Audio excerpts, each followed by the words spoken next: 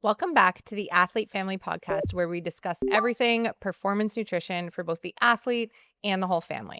Today, we're getting into our third zone, which is the freezer.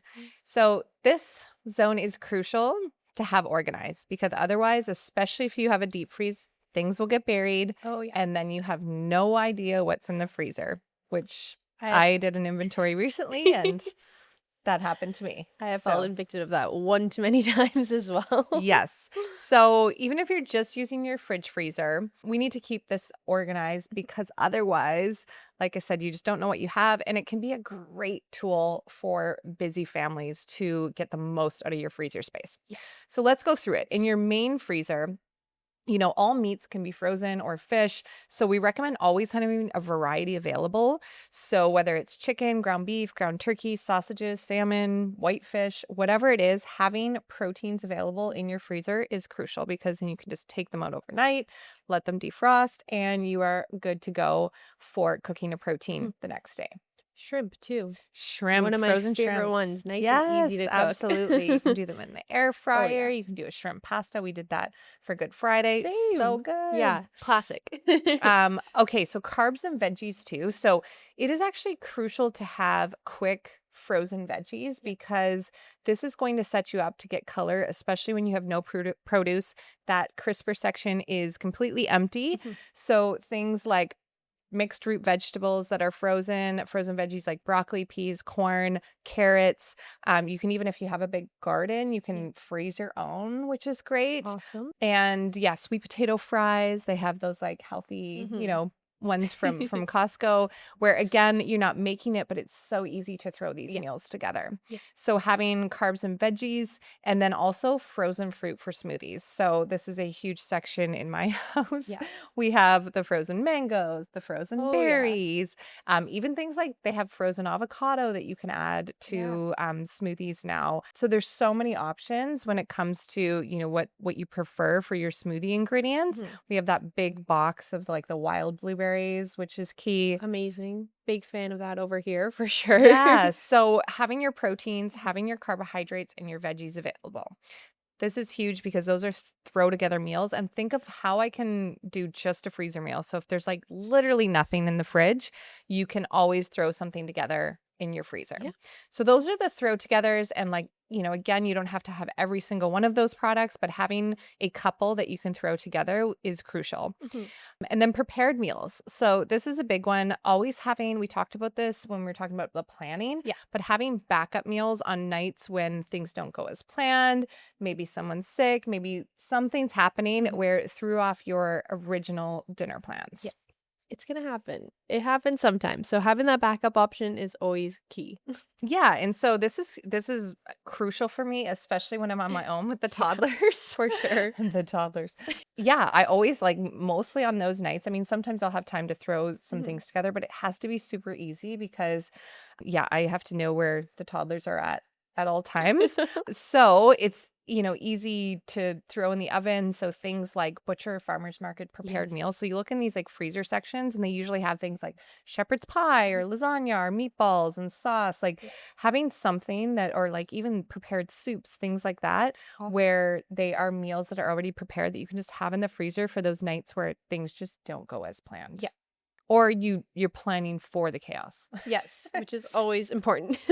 Yeah. Or you could also batch cook these meals yourself. So if you're making lasagna, make 2, throw one in the freezer. We actually did that last week. Yeah. And again, shepherd's pie, like those meals that can be easily frozen.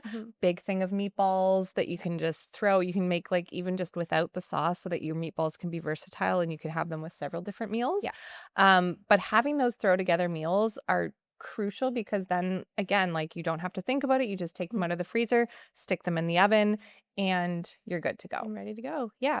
Our favorite at my house is having those little tin to go containers. And then my mom, love her for this, she'll batch prep those lasagnas or even the soup. She which one is it? The squash soup, my favorite. She'll always batch prep those and then always put an extra one aside, keep it in our deep freezer, and then we have it nice and organized. So on those days that unfortunately I'm working late, they're working late, things happen, take those out, thaw them out really quick. Just like that, dinner is ready. It's so easy and convenient. Yeah. So as a recap, freezer, This zone is crucial to stay organized and do an inventory of. So knowing what you have in the freezer, again, it doesn't have to be every week, but even just like a check-in of what you have for that week so that you can plan, Mhm. and then doing a big maybe overhaul every month Yeah. to see what you have and what you need to use up. And then we want to make sure we have cooked or we have proteins available to us. Obviously cooked and non-cooked, so you can have some options that are already cooked for you, which is great, like things like the prepared meatballs, Yep. or you can have just meat that you can throw together, either on the grill or just thaw and use the next day. Then we have our carbs and veggies, so things like, sweet potato fries, mixed root vegetables, broccoli, peas, corns, carrot, Yep. those types of things where it's Mhm. the bag of veggies that you can just steam easily even from frozen. Mhm. I always have a big thing of broccoli, like the frozen Yes. broccoli, the big bags from Costco in the freezer because they're easy. Like even last night I didn't have any fresh broccoli, but I needed a green, so I added those. Frozen fruit for smoothies, and then always having at least 2 backup dinners. Yes.